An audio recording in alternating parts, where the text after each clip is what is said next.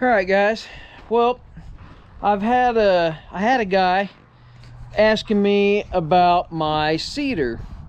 Everybody knows, if you haven't, check out the video. I've got an APS 1572 Landpride seeder.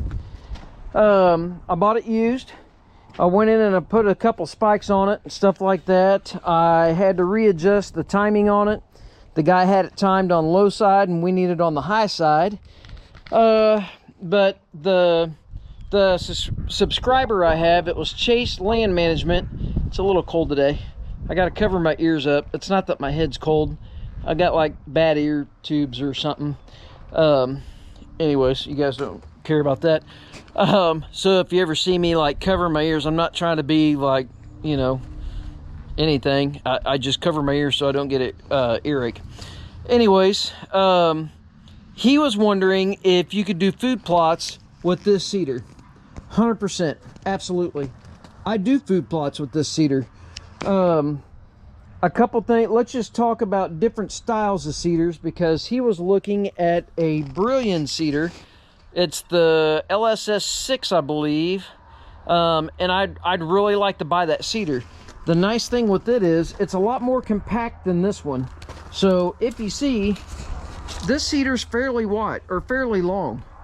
I'm gonna put a skid loader mount on this, but with my skid loader mount out here, this thing's incredibly long.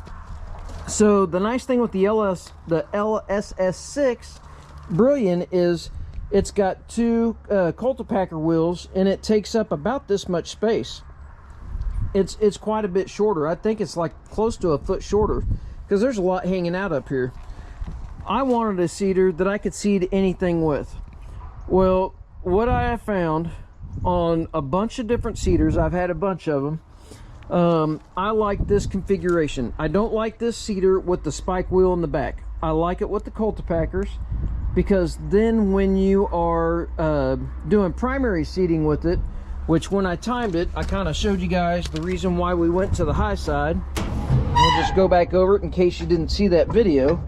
So let's just say we're doing fescue. Sorry for the echo. It's just how it's gonna have to be. But turf type fescue, if you're on the low side here, you know, the highest you can get is, let's see, pounds per thousand. The highest you can get is 4 pounds per thousand. Okay, on the high side you can get 12.7 pounds per thousand. I'm sure you guys can see that. There you go. Okay, so and then, you know, this guy had it timed on the low side, and I think he had it set at 30, like 30 pound or 30 or something like that. So on the low side, he was only getting 1.2 pounds per thousand. Anyways, that's why I went ahead and went to the high side. You want to be on the high side so you can overseed and primary seed with it. The only time you kind of get into, you might be putting like crazy amounts down, is when you're doing alfalfa and stuff. But you can turn it all the way down. See, on the high side, I can turn it down to 1.2 pounds per thousand. But anyways, you can do food plots with this seeder. This seeder will seed anything, any kind of seed that you need to seed that does not need to be plowed in, or some of the natives, if that makes sense. So meaning, if you guys has seen like the row planters where you're planting corn, soybean, anything that needs to be in a row and actually plowed into the ground, you can't use a seeder with. But any kind of primary seeding, overseeding, doing pasture mixes, doing any kind of you know, like food plots or anything like that, this seeder does just fine. The differences in some of the seeders are, the woods, they have a food plot seeder. Okay, well, it'll have notch discs on it, like my disc. It'll have notch discs on it. Well, that seeder's all well and fine if you just plan on doing a no-till situation, meaning somebody does not, you know, meaning you or someone else does not have it prepped. You can go out with the no-till with the notch disc on a seeder like that, and you can actually break the ground as you're going and seed into it. So that's their food plot seeder. The bad thing is I can show you what happens when you drag this through turf. It tears it up. You can't overseed with it. Even if you turn those straight, you can't overseed with it. You have to have the spiked wheels on it, or have, you know, like a powered style seeder with a slit seating head on it. I like these because you can see the number of things. If you look at like the Brillion, the LSS 6, it is a skid loader. You can do a skid loader and or a 3-point hitch on it. You can do one or the other or both. Well, the bad thing is with it, and I mean, you can modify it. You could put a spike wheel in the front, but it's got cultipackers front and back. You don't want to overseed with a cultipacker. It's not going to open the ground. It's for closing the ground up. So what they do on theirs, and I've actually talked to Landall about it, and they don't make an option with the spiked wheel in the front, and it doesn't make any sense to me why they don't. But the cultipacker in the front firms the ground and makes a seed bed, basically. So then the seed drops down in the middle of it. Well, the cultipacker in the back is just offset from the front one.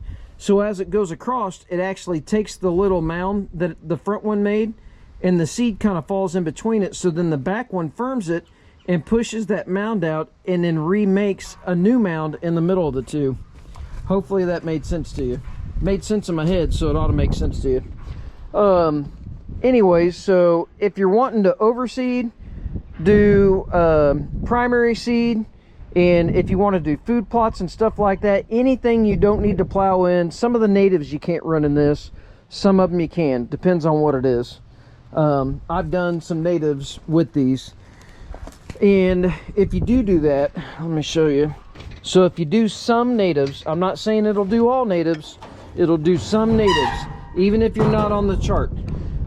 You need to get the little, it's a I don't remember, an agitator kit. It comes with a little bit longer paddle, and you slide them over this and you bolt them on. You really need to get that if you're going to run some of the natives through it. The reason being, a lot of native seeds are kind of fluffy, and it's hard to get them to go through, and normally I open my seed cup up to the next notch to really let that material come out. Normally what I do is I cast the natives out, and then I run over it with this with a little bit of ryegrass, because you don't want to run this empty either. You want to make sure that you have seed actually going through the metering cups, or you could ruin the meter. You could damage the metering cups. Anyways, I really hope that helps you guys, you know, figure out your seeders and what you're going for. He actually emailed me again, and he was like, hey, thanks for all your help. We kind of went back and forth a couple times. You can probably see it in comments if you go back to the seeder video. And he actually found out that, I guess he knew somebody could get customer pricing or something on the Brillion, which would be awesome. But he found out he'd get the Landpride cheaper. And that's what I found. The Brillions are pretty expensive. Nice seeder, and I'd possibly get one if I knew that I could just build a spike wheel for the front of it and make it do everything I need to do. I just don't know. I haven't ever seen one in person. We don't have a dealer around here, so it's kind of difficult. I'd have to drive, you know, a couple 100 miles away to see one. Anyways, but hopefully that helps. If you're overseeding, primary seeding and whatnot, you want a spiked wheel in the front. My opinion, you want a cultivator in the back. The spiked back wheels on these are okay. Maybe if you're overseeding that all the time, but if you're going to primary seed and all that, this is probably the best bang for the buck, because it covers every gambit. And if you're only going to do food plots, and you want a no-till seeder, you could go get a Woods, and it's a food plot seeder, but you want one that has the notched wheels like that on it, and they make them like that. And that's why, because it's strictly for going out and being in a no-till situation. Typically what I do is, and why I put, another reason why I put a 3-point on the front, so I can put a 3-point attachment on the front of my tractor with my 3-point arms. I can put a tiller on the back. Now I can go out and I can till my ground and get it ready, and then heck, I'll just seed backwards, because that has to go this direction. It's got to go forward. So if you put like a skid loader adapter to 3-point on it, you have to drag it backwards all the time. That's the reason why I'm going to build a mount back here, and I'm just going to come out and build a mount. I'm going to have a slip hitch for a skid loader on the back. For one, it'll give me a little more weight to help the seeder operate a little better, and then I can grab it with the skid loader or the tractor. So and I do like Landpride equipment. I mean, as you can see, if you've seen my other videos, I usually run about nothing but Landpride brush hogs. I like Landpride mowers, and I like Landpride equipment like this. The only other seeder I know that's out there that, you know, somebody might be confused on is the Landpride Kubota seeder, and it's for a skid loader. Well, it also has, it's identical, you know, kind of an identical setup to the LSS Brilliant. It is Colts Packer front and back. You can't overseed with that. It's not, you can call them and ask them and they'll tell you, no, you don't overseed with this. There's nothing to open the ground.